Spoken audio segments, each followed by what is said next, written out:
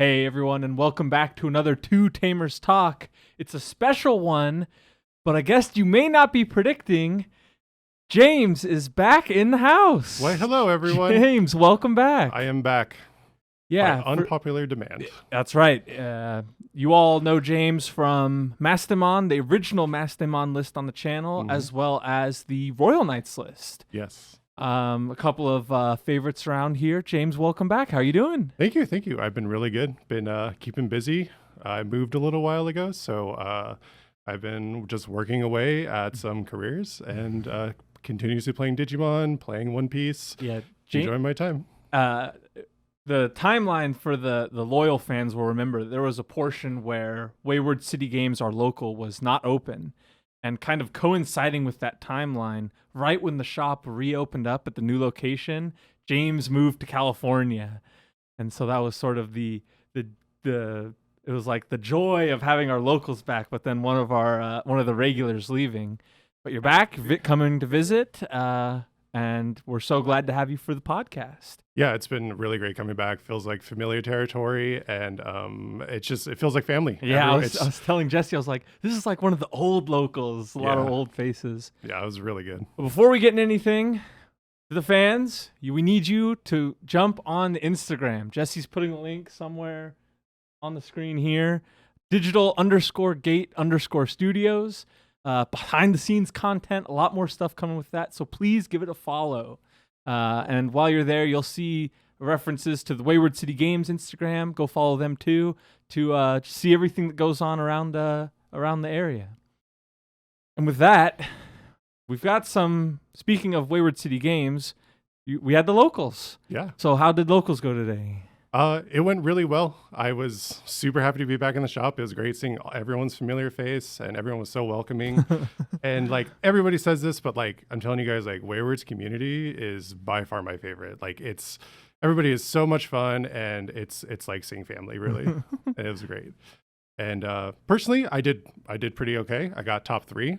I brought the Digi Police, the D Brigade. I think very different for me, but I've really been enjoying it. How did you do, Basil? How did you do? I did well. I went 4-0 at the local, playing yellow hybrids with a little Marcus action. We have a deck profile coming soon, so stay tuned for that. It was good. Yellow hybrids is a deck that I really like, and I was looking forward to building it at the start of this format with the Magna Anja Ace. I was like, okay, yellow level 5s are not very good, specifically in yellow hybrids because they're missing Jet Sylphie. It's only at 1. And then Magna Anja Ace was kind of the replacement. But I had a lot of trouble putting it together at first because I was like, I'll take out the Rise Greys and put in Magna Anja Ace and just play it from there. Sure. But it didn't really work out so well. But with some inspiration from the EU Nationals a little bit ago, I think I've got a list put together that I like. And yeah, I ended up going 4-0, which was great for me. Woohoo. But with that out of the way, the interesting thing about having you here, James, is that you went to a lot of tournaments in California. Yes. And talking about the difference between our locals and the local scene that you would have when you were there, it's pretty interesting. So why don't you tell us a little bit about that? Yeah, I've been doing a handful of locals in the Bay Area, specifically at Legends. They are a great group of shops within kind of about like a general area from where I live. Locals for me is hard to get to. I'm about 40 minutes from a shop. I kind of live in a little bit of an isolated spot. I see. But every time I've gone, it's been really great. The energy is really good. Everybody is very, very good. Like, it's very competitive. People play meta. Oh, I see what you're saying. Yeah. And but everybody has a great sense of humor. Everybody knows each other. So I'm a little bit kind of shy because I'm not, don't know everybody, and not, everyone's a little bit cliquey sometimes. So, but overall, it's been really good. I've learned a lot from these players, and some of them I've seen at regionals, and I know some are going to Nats. Oh, good. Yeah. And it's just really nice to be in that community. Well, so you say it's more of a meta tournament. So let's say it's 3-round tournament, I presume. So let's say it's a 3-round tournament. Yeah. What would you expect in those 3 rounds in a BT14 format? Definitely Wargrey, You see Wargrey. D Brigade, and I've seen a lot of security control. Oh, interesting. Yeah, and then I also played against a Machine Dramon player. I told him I'd shout him out when I did this. Shout outs to you. We know you're watching. Yep, Jimmy. He did really well at the Pasadena Regionals. Oh, sick. He played Machine Dramon and really fantastic player. And it was really nice going up against that deck because I haven't played against it in a while since Jesse. So it was really nice. I got to do a handful of locals, not so much because I do work a lot and I have a lot of plans coming up in the next couple of months. That's going to take me quite a ways away. So, but overall, every time I've gone, great experience, good community, good trades. Everybody's been great. It's interesting to hear you say like meta, but then also War Gray and Security Control, because those decks are obviously incredibly strong and somewhat timeless in their own regard. But it was interesting because I was talking with some other players on Discord, and they were complaining a lot about Lugarmon, and their locals is only Lugarmon. And that's interesting because our local scene had a couple players played it at the start, but didn't really stick with it too much. Yeah. But it's interesting to hear that your local didn't see a lot of that, because I feel like that was, people were thinking the meta was going to be defined kind of around the Lugarmon deck, but you didn't see it a lot in California. No, I actually didn't play against it at all. Oh, interesting. Yeah, maybe people were playing it, but I wasn't really kind of roaming around checking it out. I think the deck was very overhyped. I was super hyped for it. I love purple. I love combo decks, stuff like that. But I think it just folded a little bit too easily to the amount of options that have become available in BT14. Sure. And when I talk about BT14, like this set was so, I think, defining, because it reminds me a lot of my excitement for BT11. Just so many new things happening and like tons of tools, new decks, people just kind of deck building, tons of different styles. Yeah, and support for old decks as well. Exactly, yeah. And I think Lugarmon maybe just kind of got overhyped and it isn't performing as well as it could be. Yeah, I think so too. And near the tail end of the BT14 format where we are now, it's kind of become clear that it wasn't necessarily that Lugarmon was going to take over. It was sort of like all of the decks that really abused either the ace cards really well or abused the training cards really well, what ended up being the top dog in the BT14 meta. So taking your experience from California and kind of comparing it to Wayward City Games, this is something that I talked a lot about earlier, is that when I first started playing Digimon in BT10, I had two different experiences. At one shop, Kronos, another local shop, shoutouts to Kronos, it was sort of that experience. A lot more of the meta decks, a lot more War Gray, a lot more whatever was strong that set is being played. Shine was really popular there for a long time. Beelzemon was popular there for a long time. And then at Wayward, you'd see a lot more either creative builds or off-meta or anti-meta even picks. And so that experience was really helpful for me as a player because I got to experience both sides, where I would go to Kronos and experience the what I would expect to see in a 9-round regional online or offline, and then I'd go to Wayward to learn about some of the niche cards that a lot of players don't expect. So comparing those two, how would you feel about how Wayward has translated to your experiences at other tournaments? I think Wayward has so many players that are very niche. That's a really good way to put it. So I kind of have a lot of different texts for something like that versus like kind of a general overview of like, meta decks or like more competitive decks. So when I moved to California and kind of started experiencing all these ones, I had to change how I play. Yeah, for sure. I went to a more general overview than I did kind of like relying on these niche picks where I'm like, okay, this player I know does this or their play style is like this. Yeah. I turned into like, what is generally good and what are like people topping with originals or like what are the top 16 decks, breakdown, stuff like that. Yeah. And so my mindset went into a bit more competitive, a little bit sweatier. And then coming back here, I was like, it was refreshing because I was like, I could play whatever I want because everyone is going to be, I'm going to be playing against Giaboromon all of a sudden. Who knows? Yes. Yeah, it was interesting because there are a lot of people at our locals that throughout the formats sort of remain the same player. We have players that play whatever purple deck is strong no matter what. People that are playing Crossheart every tournament no matter what. People who've been playing, Angoromon Tribal for 4 sets and stuff like that, even before the RB1 and stuff like that. And so it's cool to see that. And that's the other thing is we talk about okay, well, it's a lot less competitive at a tournament. But just the weekend or the week prior to this one, I brought Mirage and went 2-2. Right. You know what I Yeah, mean? yeah, So yeah. it's like they're like, oh, it's it's a local that's not competitive and they play bad decks and you just stomp them every week. It's like, no, No. you have to be ready for a lot of these picks because they will surprise you. Oh yeah. Like if you are not ready for Death X Tribal, it's gonna pop you in the mouth. Right, You know what I yeah. mean? So, that being said, we can identify that Wayward is a little bit different from California. Yeah, absolutely. But even more specific than that, you were at the Pasadena Regional that we went to, I did, yeah, I was. hosted by Core a few months ago. Mhm. How would you say that regional experience was similar to the local scene in California? Oh, it felt pretty familiar. It felt almost the same. Oh, interesting. Yeah, my mindset going in, I was hyper competitive. Like I was like, no mercy.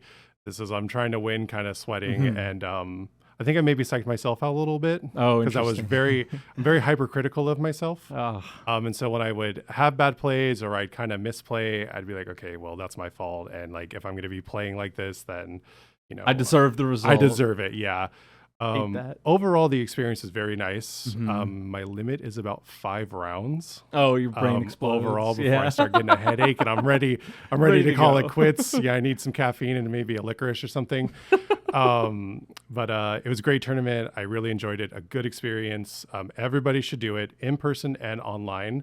I agree. The participation is fantastic, even if it's not worth a ton monetarily. They're great cards to have for collections.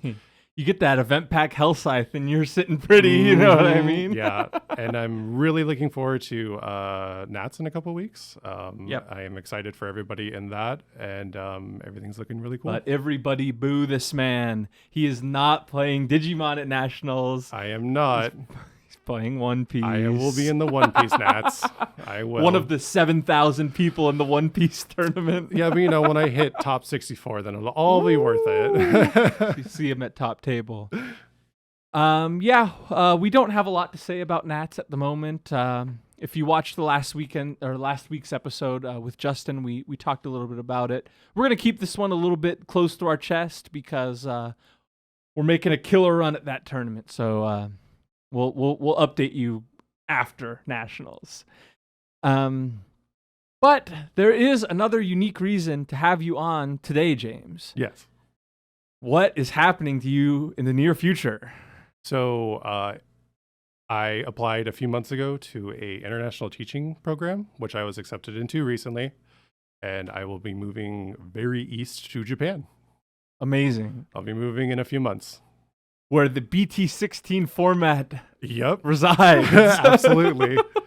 I'm speaking of future sets. I'm very excited for BT17. That set I feel like is designed for me as a player Yes. because I have Mastemon been crying Ace. for Mastemon for God knows how long, Yeah. and I'm very excited for it. Yeah. Well, let's talk about it. So, the Japanese scene. Obviously, they're a couple sets ahead. Right. And everyone talks about, our ban list is based off of their meta. Mm-hmm. But now you'll be a part of that. Right. So, what do you expect? I expect to be quickly learning the language. I have That's a big part I have of a it. pretty big language barrier. I'm pretty good at memorization, so I'm just going to be just diving in the deep end.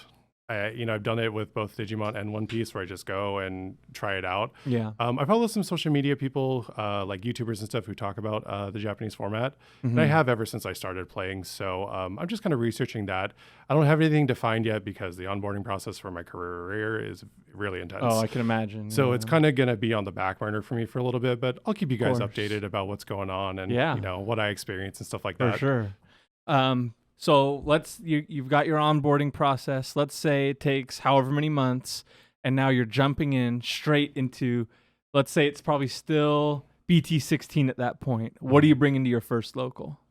Probably Mastemon. Yeah, with that there's a Gatomon. Yes. There's an Angelwomon Ace in Yes. 16 or in 15. I can't remember. I want to say 15. Maybe, yeah. Yeah. And then in 17, the rumored Blast Jogress. Yep, very excited about that. I can't wait to overflow 19. Yeah, for sure. Well, yeah, it's interesting because people are talking about the Blast Jogress as well as Blast Sevens. Something Level like that. 7s. Yeah, So yeah, sevens are we coming. don't quite have BT 17 reveals quite yet. Yeah. Thank you, Jesse, for saying Blast Omni. I just want to throw up. Oh, There's going to man. be a keyword that says like opponent's turn blitz. Oh, and sure. so they have no security, and you have like a war gray, and Yeah. they swing, and you blast Omni and swing for game on their no. turn. I just got like chills. But no, we talk a little bit about the Japanese meta, just because it is somewhat of a baseline, and people say, oh, it's different, and you know, whatever the case may be, but it is a pretty good indicator because, you know, Shine Greymon was strong in Right. BT13, and Mirage was strong once they got the training cards, and you know, Hunters, and I mean any deck that does well in Japan usually ends up doing well over here. Sure, yeah. But I think one interesting thing that I've at least noticed about Japanese deck building specifically is that they are very hesitant to put 3-ofs and 1-ofs in their deck. Yeah. The only time they put a 1-of in is if it's a restricted card, Sure. and then they put in a 3-of because they are now at an odd number from that 1-of. Right. And so I'm interested to hear, do you think that is a fault in their deck building or just a result of them not having anything to build off of because they're the first one to get the cards? I would assume that because they're going from the ground up. Mm-hmm. Absolutely. I think, you have all these theories, you have all this theory crafting, and then you have these different combinations that you could think of, but only until you physically are doing it does it really kind of come together. And I think it just comes from that they're the first to get it, they're the first to build it, and then we're lucky over here because we get to see those results, see what's going on, and then kind of build from there and learn from there. Yeah, we get the set and then grab the top Japanese list, put it together, and then tweak from there. Yeah. We are blessed in that regard. But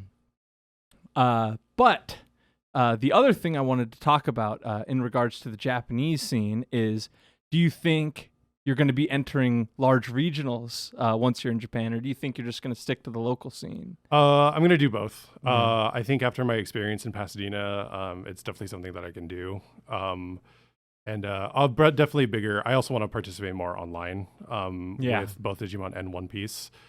Depending on A, if my wallet can handle it, and B, if I have enough time. But I definitely want to hit the more competitive scenes, definitely. Oh yeah, for sure.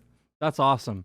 And we'll be rooting for you across the river. I'll be giving you guys plenty of updates. I'm going to blow up your Discord 2 days ahead of time to be like, watch out for this. Well, and that's the thing. It's like we talked in the last podcast about the Sun and Moon loop. I don't know if you saw.